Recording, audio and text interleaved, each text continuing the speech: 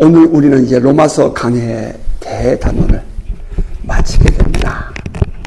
지난해 4월 28일 날 로마서 강해를 시작했는데요. 44변에 44회네요. 이제 묵상으로 로마서를 마치게 돼요. 좀 더 깊이 있게 살피고 또 묵상하고 싶은 부분들이 있지만 또 다른 바울의 서신들을 살펴보고 당시 바울의 복음 전파의 상황과 그의 그 영성을 묵상하고자 하는 그런 뜻에서 로마서는 오늘의 마지막 부분을 묵상함으로 로마서 강해를 마치고자 합니다. 로마서 강해를 하면서 저는 제 나름대로 많은 부분들을 새롭게 보았어요. 지난날 그냥 단편적으로 부분만 보았던 그런 주제를 중심한 설교를 하다가 이번에 로마서를 강해를 하면서 그 사도 바울이 가지고 있는 영성, 사도 바울이 왜 이 편지를 썼는가, 혹은 이 편지를 쓸 때 바울의 형편은 어떠했는가 하는 부분을 종합적으로 이해를 하면서 성경이 제 개인에게는 또다시 한번 보여지는 렌즈를 가질 수 있게 되었답니다. 제가 받은 은혜였어요. 이 로마서 이 편지는 사도 바울이 3차 선교 여행을 할 때에 고린도에서 쓴 편지라 하는 사실을 우리는 익히 들어서 이해하고 있죠. 바울이 로마서를 기록했던 그 고린도 지역을 방문했을 때를 기록한 이 사도행전에는 이 부분이 너무나도 짧게 쓱 지나가 버립니다. 그러니까 사도행전 20장 1절 이하의 3절의 그런 내용인데요. 지금 이 고린도와 함께 헬라 지방 혹은 아가야 지방이라고 표현을 해요. 그곳에 머물렀던 것이 3개월입니다. 그 3개월 동안을 이 누가는 이렇게 간단하게 표현을 했어요. 에베소에서 이제 그 에베소에서는 그 제가 이제 설명한 거고요. 소요가 그침에 바울은 제자들을 불러서 고난 후에 작별하고 떠나 마게도냐로 가니라. 저 빌보가 있는 지역이죠. 마게도냐로 가니라. 그 지방으로 다녀가며 여러 말로 제자들에게 권하고 헬라에 이르러. 헬라가 바로 아가야 지방이고요. 아테네와 고린도가 포함된 그 지역을 헬라 지방이라고 합니다. 그 헬라에 이르러 거기 석 달 동안 있다가, 그런데 뭐 하고 있었는지를 표현이 없어요. 그런데 그 기간에 뭘 했느냐? 이 로마서를 쓴 거예요.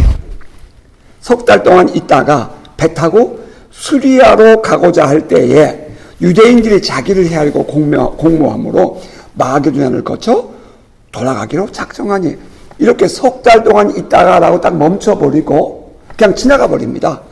그런데 그동안 무엇을 했느냐? 바로 이 로마서를 기록한 겁니다. 바울이 에베소에서 복음을 전한 후에 마게도냐와 아가야 지방을 다시 갔지요.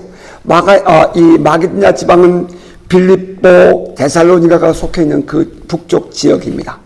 그리고 아가야 지방은 고린도와 아테네가 속해 있는 지방이에요. 이 아가야 지방을 헬라라고도 부른다 했습니다.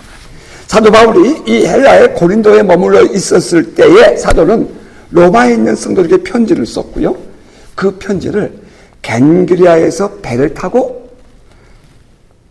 편지를 쓴 후에 겐그리아에서 배를 타고 저 수리아 지방으로 가고자 했습니다. 이 편지를 누가 이제 로마로 가져갈 것이냐면 바로 그 겐그리아의 교회 출신의 여집사였던 베베라는 여인이 편지를 가져갈 예정이었죠. 이번에 그 그리스도 이 선교사 총회를 마치고 이제 바울의 유적지를 쭉 그 선교사님과 함께 다녀본 중에 네아폴리라는 곳에 갔을 때 굉장히 참 제가 많이 흥분을 했고요. 너무 보고 싶었거든요. 왜냐하면 바울이 들어와서 마게도냐를 건너와 우리를 도우라 했을 때에 바울이 막 너무 흥분해요. 환상을 보고 나서 그건 환상이었음에도 불구하고 하나님께서 우리에게 마게도냐를 건너와서 복음을 전하라고 하신 거구나 라고 받아들이면서 바울이 흥분하게 되는데 그가 처음 가서 발을 딛는 곳이 네아폴리였거든요. 그래서 네아폴리를 보고 참 흥분했고, 두 번째 제가 가고 싶었던 곳은 많은 곳도 있겠지만 바로 이 겐그레아였어요. 마지막 전날 밤이었는데요. 이 순례 마지막 날 밤이라고 말할 수 있겠죠. 잠이 잘 안 와요. 겐그레아에서. 그래서 새벽에 일찍 일어나가지고 겐그레아 항구를 걸어갔었습니다. 왜냐하면 큰 버스를 돌릴 수가 없어서 거기는 다음날 아침에 못 간다고 저녁에 들었기 때문에 해 뜨기 전에 깜깜한데 또 다른 러시아 이 선교사님하고 둘이 걸어서 겐그레아 항구를 갔어요. 매우 조그맸습니다. 가는 길에 보니까 수풀이 이렇게 있더라고요. 도로길만 있어요, 가운데는. 그렇게 하고 그 겐그레아에 바울이 머리를 깎았다는 곳, 그리고 이 겐그레아에 있었을 교회를 유적지를 찾아보기 위해서 이제 주변을 살펴보았더니 바닷가에 매우 인근한 곳에 그런 돌들이 이렇게 유적지가 있는 것을 볼 수 있었습니다.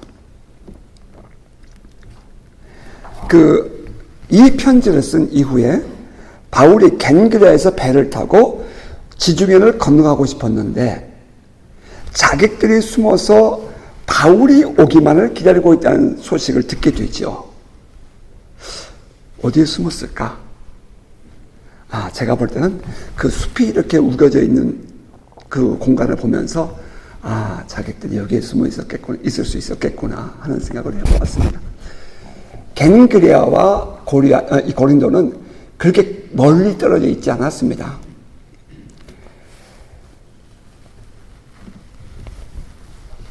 겐그레아 출신의 베베가 이 로마서를 가지고 그 겐그레아에서 배를 타고 이제 로마로 갈 예정이죠. 자, 그것이 사도행전 20장 1절부터 3절까지의 말씀이었고요. 이제 4절을 보면 이 사도 바울이 고린도에서 떠나서 쭉 북쪽으로 올라가서 네아폴리에서 배를 타고 다시 들어오러 가지고 아시아로 통해서 내려가게 되는데, 이제 그 부분이 그때 함께 동행한 사람들에 대하여 기록이 바로 그 다음 절 사도행전 20장 4절에 기록이 되어 있답니다. 제가 잠깐 읽어드릴게요. 아시아까지 함께 가는 자는 베레아 사람 브로의 아들 소바도와 데살로니가 사람 아리스다고와 세군도와 도베 사람 가이오와 및 디모데와 아시아 사람 두기고와 드로비모라. 그들은 먼저 가서 드로아에서 우리를 기다리더라. 자, 여기 이 사람들 이름 여러분 잠깐 후에 또 다시 반복하게 될 것입니다. 오늘 우리가 함께 읽었던, 왜냐하면 함께 읽었던 로마서 16장 21절 이하에는 이 바울이 지금 이 서신을 보내기 위하여 이렇게 불러주고 있었을 때에 함께 있었던 그룹의 이름이 언급되어 있습니다. 제가 21절 이하를 읽어드릴게요. 나의 동역자 디모데와 나의 친척 루기오와 야손과 소시바더가 너희에게 문안하느니라. 이 편지를 기록하는 나 더디오도 주 안에서 너희에게 문안하노라. 나와 온 교회를 돌보아주는 가요도 너희에게 문안하고 이성의 채무관 에라스도와 형제 구아도도 너희에게 문안하느니라. 지금 바울이 고린도에 머물고 있는 동안 바울은 이러한 사람들과 함께 머물러 있었습니다. 이 로마서 16장 앞부분에서 우리가 이 복음은 사람들을 통해서 흘러갑니다 하면서 제가 쭉 사람들의 이름을 계속해서 지금 언급을 하고 설교를 해드렸는데요. 묵상을 했는데요. 거기는 너희가 서로 문안하라. 로마에 있는 사람들끼리 너희들이 서로 문안하라. 그 얘기하는 거고요. 이제 이 오늘 본문에서는 지금 나와 함께 있는 우리들도 너희에게 문안한다라고 얘기를 하고 있다는 거죠. 자, 그 사람들 잠깐만 볼까요? 나의 동역자 디모데. 여러분 디모데는 잘 아시죠? 사도 바울이 루스드라에서 첫 번째 이 여행 때 돌에 맞아가지고 죽지 않습니까? 그래서 성 밖에 버렸다 그랬는데, 참고로 성 밖에 버렸다 이 말은 쓰레기장입니다.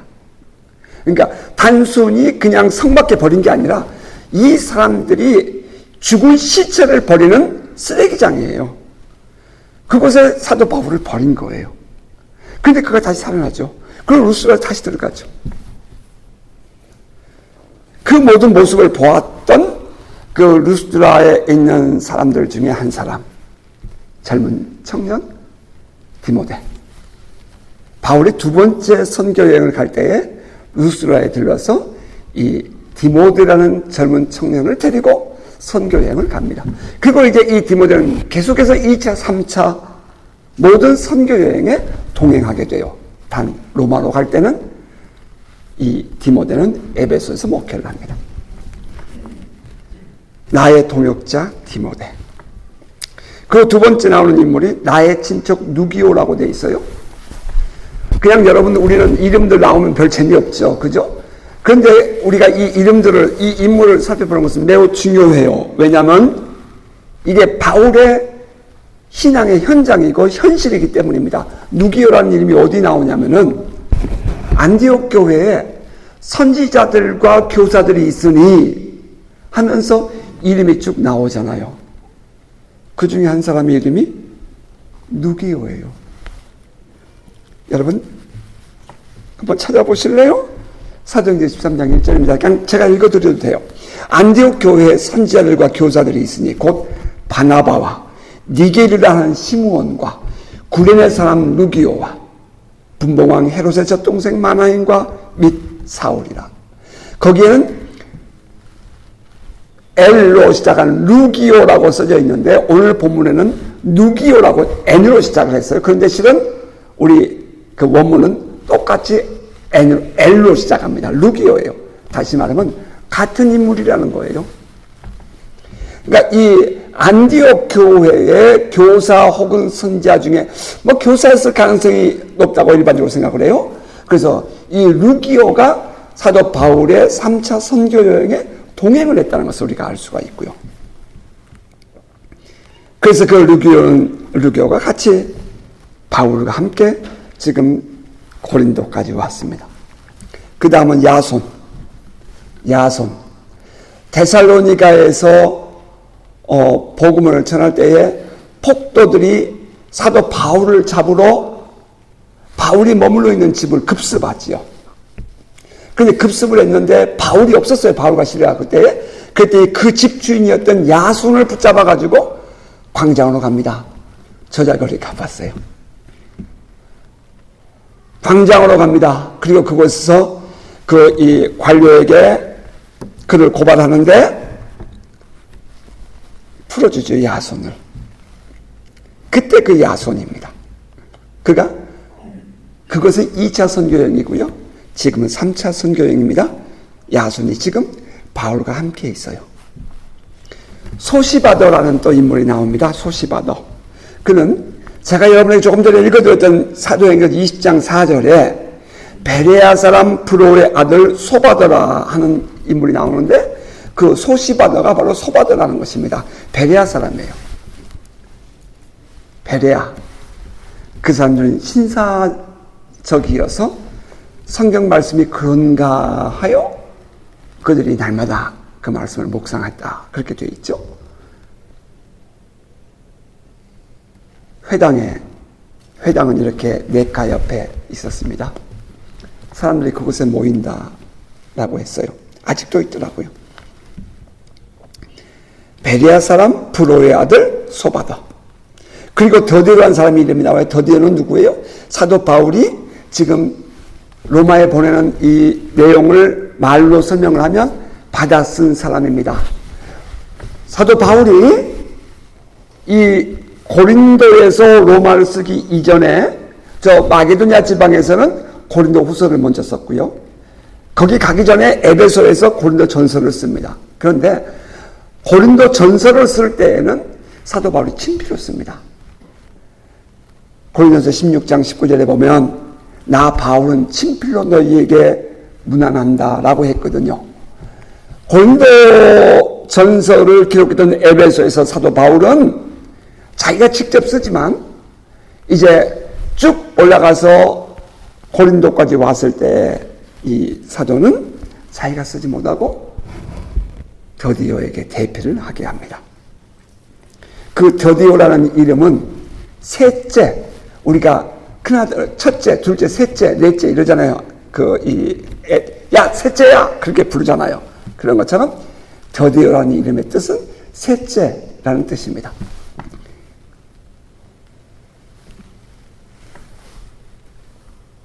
그 다음에 이제 나오는 인물이 가이오예요. 가이오. 성경에 가이오라는 사람의 이름이 4번 나옵니다. 고린도에는 사도 바울이 제일 먼저 가서 복음 전한 것 아니에요. 고린도에는 이 고린도에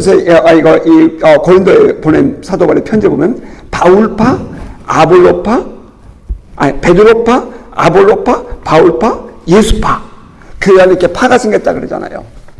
그렇게 생길 수 있었던 것은 바울이 고린도에 가기 전에 먼저 베드로가 그곳에 가서 복음을 전했다는 거예요. 성경은 이미 우리에게 알려주듯이 아볼로가 바울이 에베소에 가기 전에 아볼로가 고린도에 가서 복음을 전했다는 사실을 성경은 기록하고 있는 것을 볼 때에 아볼로가 고린도에 가서 먼저 복음을 전해요.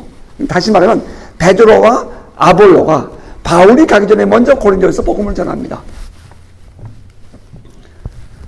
그래서 이 교우들 사이에 분쟁이 생기게 되니까 바울이 편지를 보내면서 뭐라고 했는고 하니, 내가 그리스도와 가이오 외에는 너희들에게 세례를 베풀지 않은 것을 나 감사하게 생각해 라고 말을 해요. 그러니까 이 고린도에서 큰 교회가 있었다라고 이제 우리가 이제 이해하는데, 그 고린도에 근데 교회는 없습니다. 교회가 발굴되지 않아요. 아직은요. 그런데 이 고린도에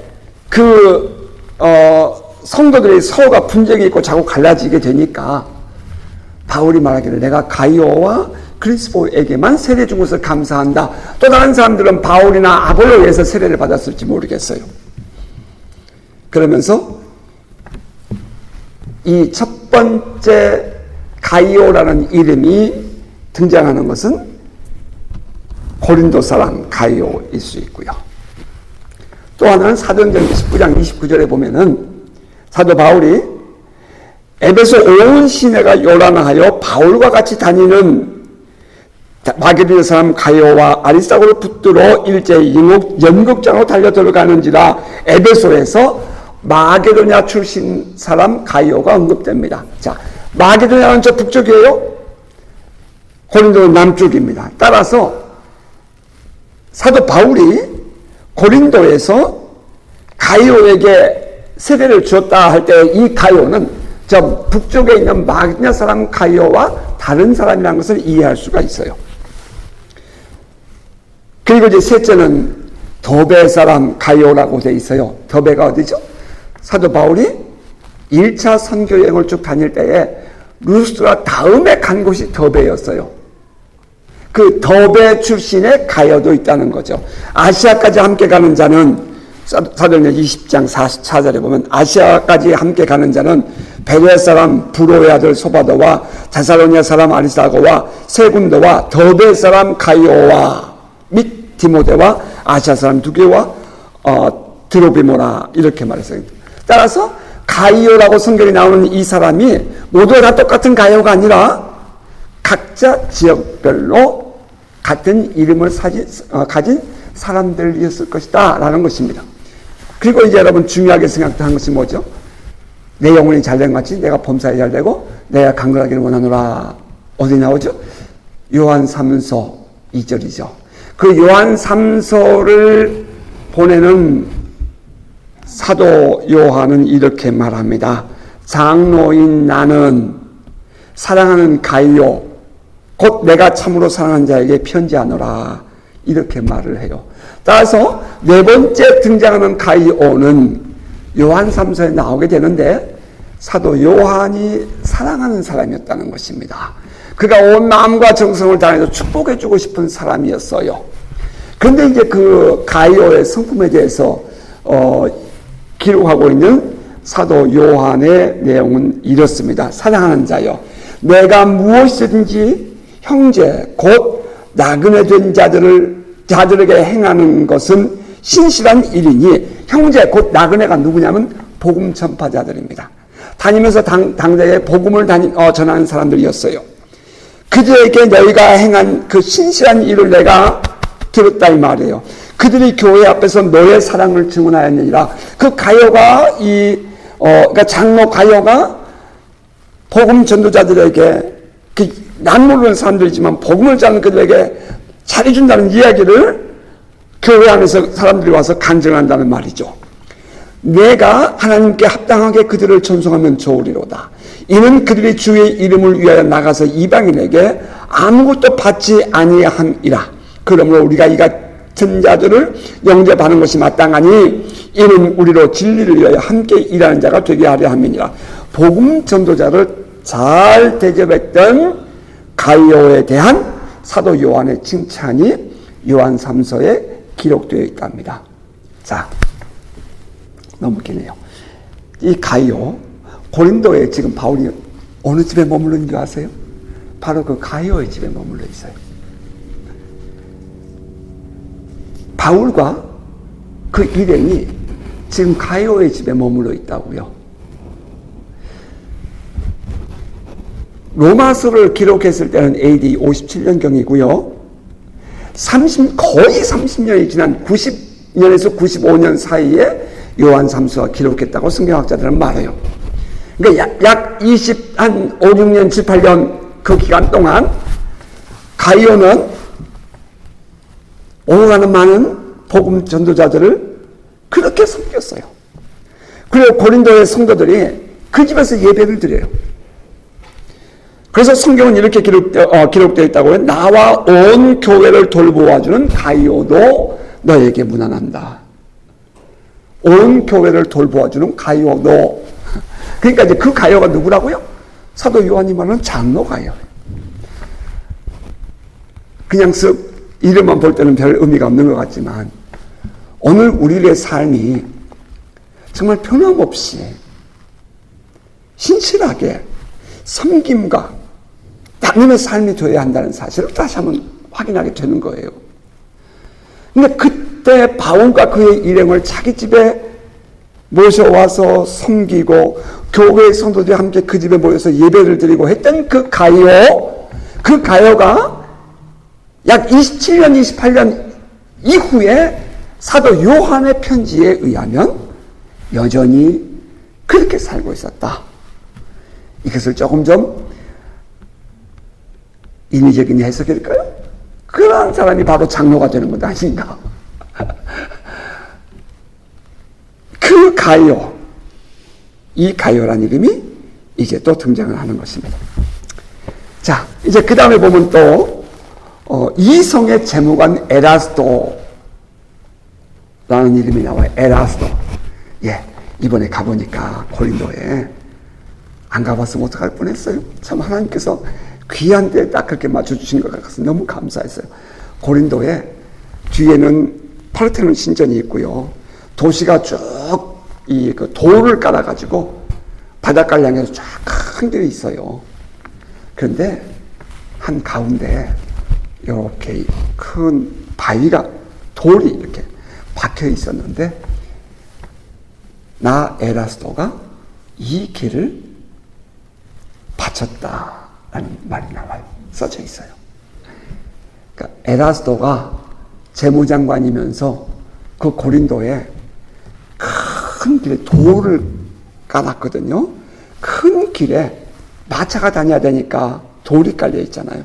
돌이 깔려 있는 그 큰 길에 돈을 다 대가지고 도로를 만들었더라고요. 그리고 거기다 이렇게 에라스도가 헌정했다.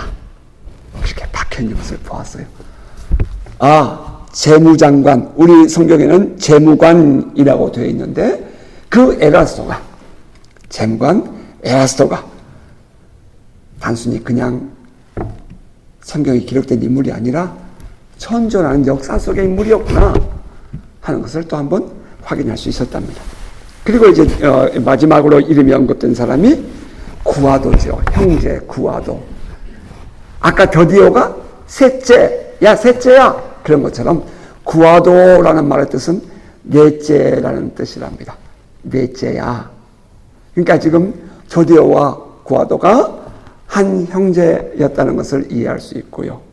지금 그들이 함께 바울과 머물러 있었다는 것을 우리는 생각해 볼 수 있습니다.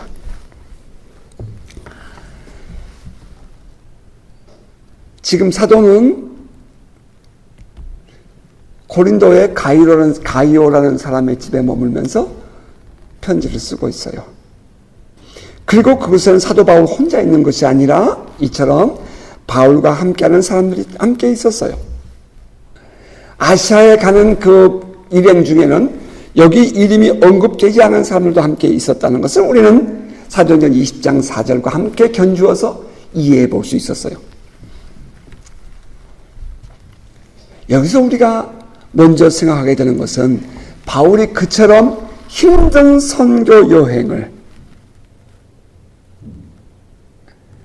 변함없이 계속할 수 있었던 데에는 함께 해주는 성도들, 함께하는 동역자들, 그리고 가는 곳마다 그 일행을 마음을 다해 받아주고 섬겨주는 사람들이 있었기 때문이라는 것을 우리는 이해해 볼 수 있다는 거예요.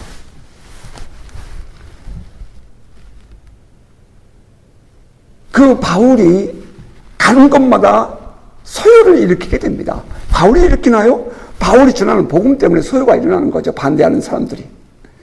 그럴 때마다 바울을 보호해주고 바울을 피신케 하고 바울을 다음 도시까지 안내해주는 자들은 모두가 다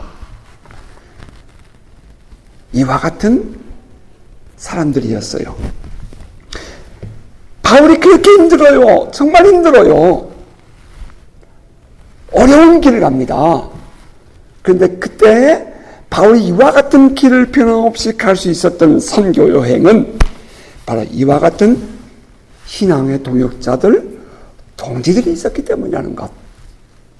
그런 의미에서 여러분, 좋은 동역과 마음을 같이 하는 동역자들, 동지들, 신앙의 관계가 있기를 주의 이름으로 축복합니다. 오늘 우리가 신앙 안에서 사는 모습은 어떻습니까? 오늘 우리가 살고 있는 삶의 현장이 먼 훗날 이제 역사로 사람들 속에 기억될 때에 우리는 어떠한 인물로 기억되리라고 여러분 생각하십니까? 오늘 하루를 살아도 오늘 우리가 하나님 앞에서 하루를 예배를 드려도 이 깨어있는 역사성을 가진 그런 인식 우리 안에 있기를 바랍니다. 우리는 역사 속에 어떠한 인물로 남을 것인가에 대해서 한 번쯤은 생각해보고 한 번쯤은 내 마음속에 정말 깊이 묵상하면서 살아갈 수 있는 자 여러분 될 수 있기를 주의 이름으로 축복합니다. 자 이제 그리고 이제 오늘 본문이 그 다음 절이 없어요. 24절 없음 그랬어요. 그리고 이제 마지막으로 이제 하나님께 대한 찬양으로 끝납니다. 로마서의 마지막 대단원이에요. 나의 복음과 예수 그리스도를 전파함은 영세전부터 감추어졌다가 이제는 나타내신 바 되었으며 영원하신 하나님의 명을 따라 선지자들의 글로 말미암아 모든 민족이 믿어 순종하게 하시려고 알게 하신 바 그 신비의 계시를 따라 된 것이니 이 복음으로 너희를 능히 견고하게 하실 지혜로우신 하나님께 예수 그리스도로 말미암아 영광이 세세 무궁토록 있을지어다. 저에게 정말 오랫동안 가지고 있던 숙제가 저는 오늘 본문에서 풀어졌습니다. 나의 복음과 예수 그리스도를 전파함은 이라고 성경은 말했어요. 사도는 바울 사도가 전하는 복음이 무엇이었죠? 바울 사도가 전하는 복음이 뭐예요? 은혜의 복음 아닙니까? 율법과 대치되는 복음 말이에요. 이것이 사도 바울이 지금 외치고 있는 복음이잖아요. 율법을 강조하는 유대인들의 주장에 반해서 사도는 믿음으로 우리가 구원을 받는다라고 말했잖아요. 행함으로 받는 행위 구원이 아니야. 우리가 부족하기 때문에 예수께서 이미 십자가에 죽으시고 부활하심으로 우리를 구원하셨어. 우리는 그것을 믿음으로 구원을 받는 거야 라고 말했다는 거죠. 여러분, 이것은 사도 바울의 복음이에요. 지금까지 사도 바울이 말하기 이전에는 그런 복음이 없었단 말이에요. 이신득의 믿음으로서 의롭게 된다. 이신듣고 믿음으로 구원을 받는다 하는 이 복음, 이것이 사도 바울이 말하는 복음이랍니다. 로마서에 독특하게 기록되어 있는 복음이에요. 유대인이라면 이 말은 절대로 받아들일 수 없는 말이죠. 우리가 종종 실수하는 게 뭐예요? 신앙생활 하면서 어느 누가 실수하면 저 사람은 구원이 없을 것처럼 우리는 분노하고 저주하고 정죄해버리잖아요. 어느 누가 만약에 좀 넘어지면 말이에요, 저 사람은 다시는 구원받지 못할 것처럼 우리 안에서 막 불굴 끓어오르는 것이 있잖아요. 그때 사도 바울이 우리에게 뭐라 그래요? 아니야. 저 사람도 예수를 믿으면 구원받을 수 있어 라고 말하는 거잖아요. 저 사람의 기회가 완전히 끝나버린 것 아니야. 저 사람들이 회개하고 돌아오면 예수 안에서 구원받을 수 있어. 이것이잖아요. 이게 은혜의 복음이잖아요. 그러니까 유대인들이 볼 때는 도저히 용서가 안 되고 용납이 안 되는 거예요, 그 말이. 그런데 사도 바울은 아니야. 우리의 구원은 믿음으로 받아. 그것을 절절히 설명하고 있는 것이 사도행전 1장 1절부터 11장까지 합니다. 그러면서 그는 끝까지 나는 그럼에도 불구하고 그 유대인들, 나를 향해서 돌을 던지고 정죄하는 그들도 구원받기를 원해. 이렇게 말을 했죠. 참 큰 마음이에요. 때로는 화가 나. 막 한마디 해주고 싶은데, 그래도 사도 바울은 그래도 그들은 내 마음속에 있어. 난 그들에 대한 내 사랑은 오히려 이방인을 향한 사랑보다 더 커. 그렇게 말하고 있다는 거예요. 제가 볼 땐 그래야 사도 바울이 가르치고 있는 이신득의 믿음으로 구원을 받는다, 믿음으로 의롭게 된다는 말이 진실인 거예요. 만약에 사도 바울이 말해요, 유대인들을 향해서 같이 돌을 던지고 흥분해버렸다면 그가 가르치고 있는 복음은 진실이 아닌 거예요.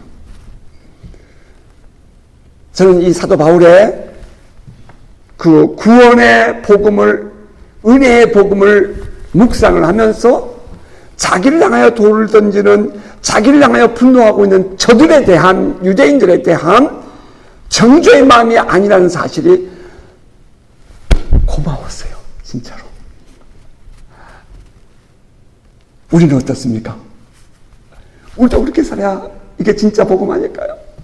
말로는 그렇게 복음을 말하면서 용서를 말하고 믿음을 강조하면서 우리는 왜 그렇게 못하냐는 말이에요. 우리도 그렇게 사도 바울과 같은 영성으로 살아가게 되기를 주의 이름으로 축복합니다. 이것이 우리 안에 있어야 돼요.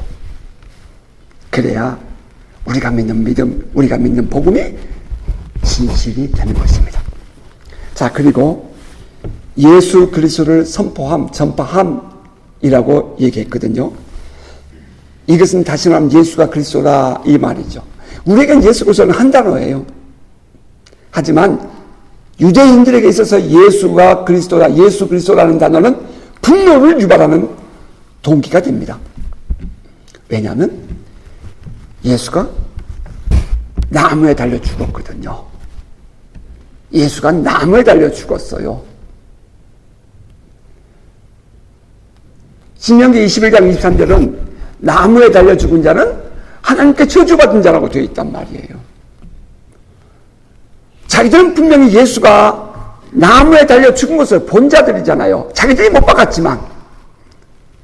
빌라도의 손을 빌려서, 로마 병정들의 손을 빌려서 못 박았지만, 그러나 나무에 달려 죽은 자는 하나님의 저주받은 자잖아요. 어떻게 그 예수가 그리스도가 될 수 있어요? 그래서 펄펄 뛰는 거 아니에요. 그랬는데 사도는 말하기를 하나님께서 그 예수를 부활케 하셨다. 하나님께서 그 예수를 부활케 하셨다. 다시 살아나게 하셨다. 하나님께서 그 예수를 다시 살아나게 했다면 마저 나무에 달려 죽어서 하나님의 저주받은 것은 사실인데 그가 다시 살아났다는 것은 그 저주의 효력이 본인에게 있는 것이 아니라 우리 모든 사람들을 위하여 있는 거야 라고 말한다는 거죠. 사도가 예수가 그리스도야 라는 증거를 바로 그 나무에 달려 죽은 자가 다시 부활했다라는 사실 속에서 근거하여 우리는 모두가 다 믿기만 하면 우리 죄가 예수 안에서 용서받았다, 죄값이 지불됐다는 사실을 믿기만 하면 우리는 구원을 받아. 이것이 사도가 로마서에서 강조해온 내용이 있거든요. 그래서 부활이 우리에게 중요한 거예요. 예수의 부활이. 예수의 부활은 우리의 부활의 첫 열매고, 좋아요. 다 좋아요. 그러나 더 중요한 것은 예수가 죄가 없어서 부활했다는 거죠. 예수가 죄가 없어서 부활했고, 그 첫 열매의 의미는 다른 데 있는 것이 아니라, 우리도 죄 사함 받은 자들이라는 것을 그 첫 열매라는 거예요. 우리도 그 부활한다는 그런 의미가 있는 거죠. 그러니까 부활절의 의미를 다시 봐야 돼요. 자. 예수 그리스도를 선포했어요. 그런데 그것이 이제 사도 바울의 설명에 의하면 영세 전부터 있었어요. 영원 전부터 있었는데 이제 나타났다는 거예요. 이제 나타났다. 사도 바울이 이제 깨달았다. 내가 이제야 선포하게 되었다. 그 말입니다. 지금까지는 이것이 갑자기 만들어낸 바울의 이런 얘기 아니라 이미 있었던 것인데 지금 내가 이제 선포하는 거야. 그런 뜻이죠. 영원전부터 있었던 것이 감춰져 있다가 이제 나타난 바 되었다. 그리고 또 하나님께서 선지자들을 통해서 600년, 700년 혹은 그 이전에까지 하나님께서 선지자를 통해서 이미 예언하셨지만 감춰져 있던 것들을 이제 하나님의 때에 하나님께서 드러낸 것이다 라고 말했다는 거예요. 무엇을? 우리가 예수를 믿으면 구원을 받는다는 사실을, 하나님께서 우리에게 그리스도를 보냈다는 사실을, 그런데 그 그리스도가 바로 예수였다는 사실을 하나님께서 이제 드러내셨다. 그래서 이 복음을 우리가 굳게 믿고 우리가 이 복음 안에 있기만 하면 하나님은 우리를 견고하게 하실 것이고 결국에는 우리를 구원에 이르게 하신다 하는 이야기입니다. 그래서 그 우리를 복음으로 견고하게 하고 구원하실 하나님께 예수 그리스도로 말미암아 영광이 세세무궁토록 있기를 원한다 라고 찬양을 합니다. 자, 딱 한마디로 하나님께 영광이 있기를 원합니다. 누구로 말미암아? 예수 그리스도로 말미암아. 그럼 그 예수 그리스도로 말미암아라는 뜻이 뭐예요? 예수 그리스도 안에서 하나님이 영광 받으시기 바랍니다. 예수 그리스도의 이름으로 하나님이 영광 받으시기 원합니다. 예수 그리스도 행하신 그 모든 일들을 통해서 하나님의 영광을 받으시기 원합니다. 또한 우리가 예수 그리스도를 믿는 그 믿음 안에서 우리의 삶을 통해서 예수 그리스도로 말미암아 하나님이 영광을 받으시길 원한다 라고 말했다는 거예요. 자, 그 뒷부분이 조금은 어려울 수 있어서 제가 간단하게 쉽게 설명을 하려고 했는데 여러분이 어떻게 받아들일 수 있는지 모르겠어요. 자, 한마디로 사도 바울은 이 로마서를 쭉 아주 굉장히 중요한 거예요. 이거 아주 이 기독교의 역사를 바꾼 내용이에요. 마틴 루터가 이 로마서에서 인생이 바뀌었고요. 세계에 큰 흘러가는 기독교의 트렌드를 바꿀 수 있는 결정적인 것이 바로 이 로마서였어요. 그 로마서를 사도 바울이 마치면서 맨 마지막에 하나님께 예수 그리스도로 말미암아 영광이 돌려지기를 원합니다 라고 말합니다. 다른 이름이 아니고 다른 종교가 아니고 오직 예수 그리스도 안에서. 그런데 특별히 우리에게 이 복음을 견고하게 이 복음을 지키며 살아야 할 것을 우리에게 말하면서 로마서를 마쳤다는 것입니다. 자, 말씀을 맺겠습니다. 오늘의 본문은 크게 세 가지 내용을 담고 있는데요. 하나는 바울이 서신을 쓸 때 함께 있었던 사람들이 로마에 있는 성도들에게 문안한다는 내용으로 그들이 바울을 바울되게 동행하고 동역해 주었다는 사실입니다. 오늘날 우리도 이처럼 좋은 동역과 동행이 있기를 바랍니다. 그리고 또 하나는 사도가 쓴 이 서신에 신적인 권위가 있으며 성경적인 권위가 있다는 것을 사도는 말했다는 거예요. 우리는 그냥 로마서 이러면 이건 당연히 하나님의 성경이야, 하나님 말씀이야 이렇게 말하지만 당시에 이 편지를 받아보는 로마 사람들에게 내가 보내는 이 편지는 신적인 권위가 있어, 오토리티가 있어, 그리고 성경적인 레퍼런스가 있어. 선지자들이 그래 이렇게 말했잖아 라고 얘기했다는 거죠. 그리고 마지막 하나는 이 복음을 통해서 우리를 능히 견고하게 하고 구원하실 하나님께 영광을 돌리는 것이었습니다. 그것은 오직 예수 그리스도를 통해서만입니다. 영광받기에 합당하신 하나님은 오직 예수 그리스도를 통해서만 영광을 받으십니다. 예수 그리스도로 말미암아 하나님께 영광이 있기를 기원합니다. 예수 그리스도를 통해서, 예수 그리스도 안에서, 예수 그리스도의 이름으로 예수 그리스도와 연관되어진 모든 일로 말미암아 하나님의 영광을 받으십니다. 오늘 우리들의 삶 또한 예수 그리스도를 믿는 믿음 안에서 더욱 견고하여지시기를 바라고요. 그러한 예수 그리스도를 믿는 우리의 삶을 통해서 하나님이 영광 받으시기를 소망합니다. 언제나 우리들의 삶의 끝도 사도 바울의 서신처럼 하나님께 영광을 돌리는 것으로 마쳐지기를 주의 이름으로 축복합니다. 아멘.